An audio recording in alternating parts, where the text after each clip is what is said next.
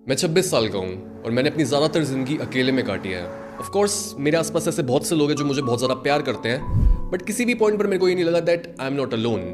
Because मैंने ये चीज़ notice करी है कि या तो कई लोगों की पेरेंटिंग कुछ ऐसी होती है कि वो दूसरे लोगों के बीच में घुल मिल नहीं पाते हैं, या फिर उनकी सोच और उनके इंटरेस्ट इतने अलग होते हैं कि वो किसी भी इंसान से रिलेट ही नहीं कर पाते। That's how unique they are. और मेरे हिसाब से मैं सेकंड कैटेगरी में आता हूँ।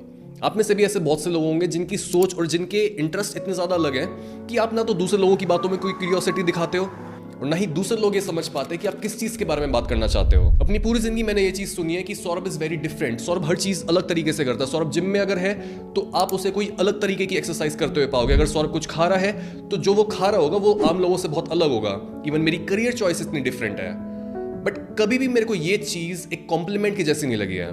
बिकॉज जिस तरीके से हम ये बोल देते हैं ना कि अगर कोई इंसान हैंडीकैप्ड है तो हम बोल देते हैं कि he is special, he is gifted, उसी तरीके से हमेशा मेरे को ये लगा है सौरभ इज डिफरेंट। बिकॉज मैं इतना ज़्यादा डिफरेंट हूँ और इस वजह से मैं दोस्त नहीं बना पा रहा हूँ, इस वजह से मैं मेरी पर्सनैलिटी उस तरीके से डेवलप नहीं हुई है, तो कहाँ से ये कोई पॉजिटिव चीज़ होगी। और एक पॉइंट पर मैंने ये चीज़ रियलाइज कर ली कि अगर मैं इस चीज़ को सॉल्व नहीं करता किसी भी तरीके से, तो कोई भी मेरी लाइफ में ऐसा बंदा होगा ही नहीं जिससे मैं रिलेट कर पाऊंगा और जिसको मैं बता पाऊंगा कि मैं एक्चुअल में क्या फील करता हूँ।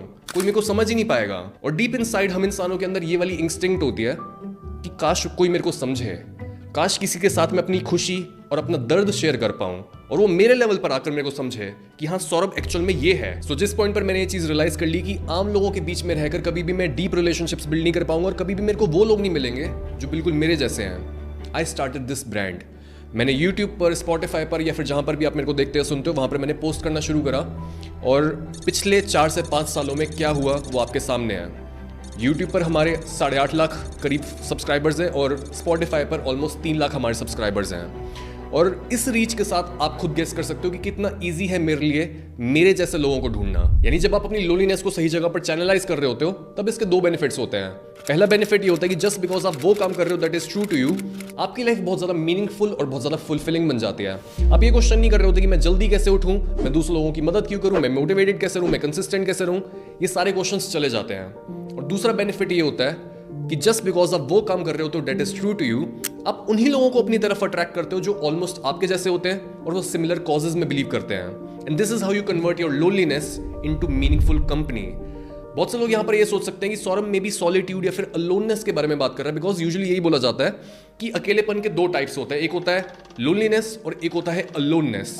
अलोननेस जो होता है वो हेल्दियर वर्जन होता है, लेकिन लोनली होना बहुत बुरी बात होती है, वो गलत बात है। बट एक्चुअल में मैं लोनलीनेस की ही बात कर रहा हूँ।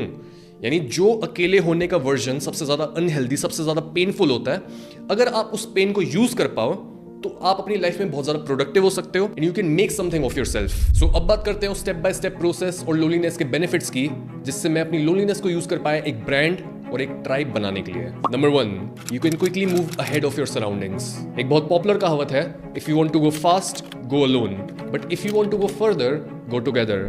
और ज्यादातर लोग ये सोचते हैं कि ये कोट बस दूसरों के साथ जुड़कर काम करने की तारीफ कर रहा है, बट अगर आप इसके फर्स्ट हाफ को देखो, if you want to go fast then go alone, यानी अगर आपकी प्रोग्रेस इस समय पर बहुत धीमी चल रही है या फिर आपके आसपास के लोग ऐसे हैं जिनकी कोई बड़ी सोच नहीं है, उनके कोई सपने नहीं है और वो आपके ड्रीम से रिलेट भी नहीं कर पाते, तो ऐसे लोगों को साथ जोड़ने में कोई बेनिफिट नहीं होगा। और अगर आप ये सोचोगे कि जो भी मेरे फ्रेंड्स हैं, जो भी मेरे रिलेटिव्स हैं या फिर जो भी मेरी फैमिली है, अगर मैं इनको किसी तरीके से अपने ड्रीम के साथ जोड़ दूं तो मैं जल्दी आगे बढ़ पाऊंगा, लेकिन ऐसा नहीं होगा बिकॉज उनकी सोच आपके जैसी नहीं है, उनके ड्रीम्स आपके जितने बड़े नहीं है। और अगर आप इस पॉइंट पर ये एक्सपेक्ट कर रहे हो कि दूसरे लोग आपकी मदद करें बट आपके पास दिखाने के लिए कुछ रिजल्ट ही नहीं, आपने कुछ करा ही नहीं है, तो यहाँ पर वो लोग भी गलत नहीं है। तो शुरुआत में जो भी काम करने की जरूरत है आगे बढ़ने के लिए, उस काम को अकेले ही करो बिना किसी एक्सपेक्टेशन के।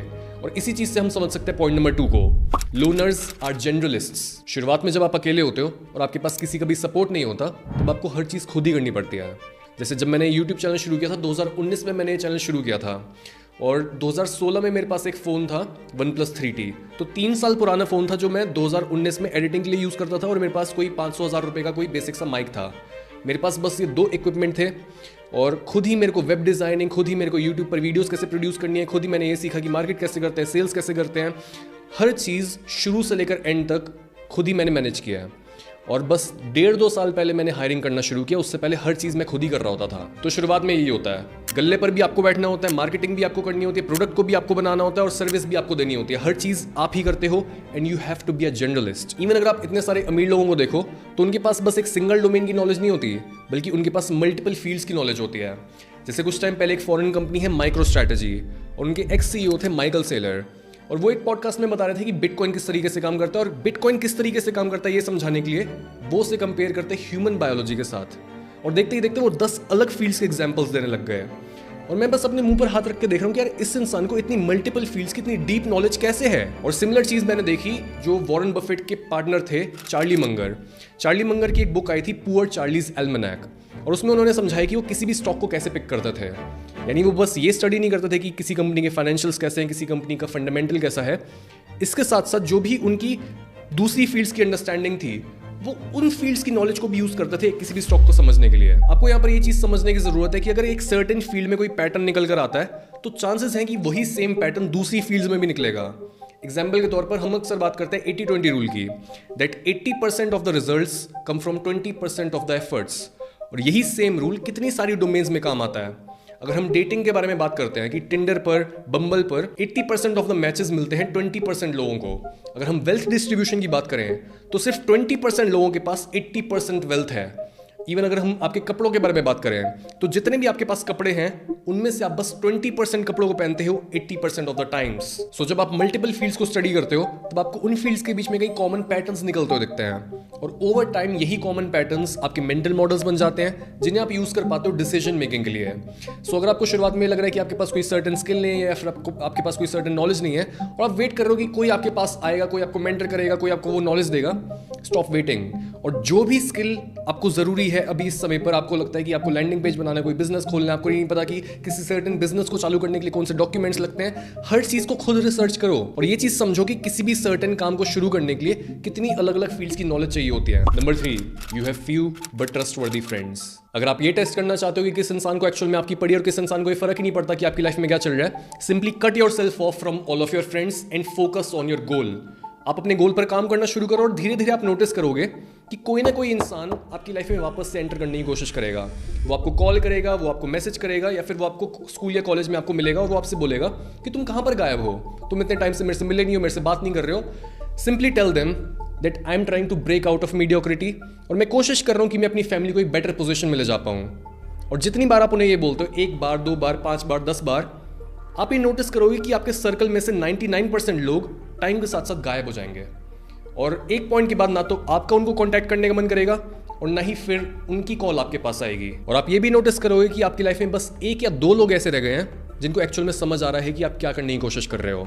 जब आप इतने सारे लोगों को अपनी लाइफ से बाहर निकाल देते हो तब एक तरीके से आप अपने सर्कल को डिटॉक्सिफाई कर लेते हो और आप ऐसा फील कर पाते हो कि आप इतनी सारी बैगेज को पीछे छोड़ चुके हो और जो चीजें आपको डिस्ट्रैक्ट कर रही थी या फिर रोक रही थी आगे बढ़ने से वो भी जा चुकी हैं। Number 4, authenticity.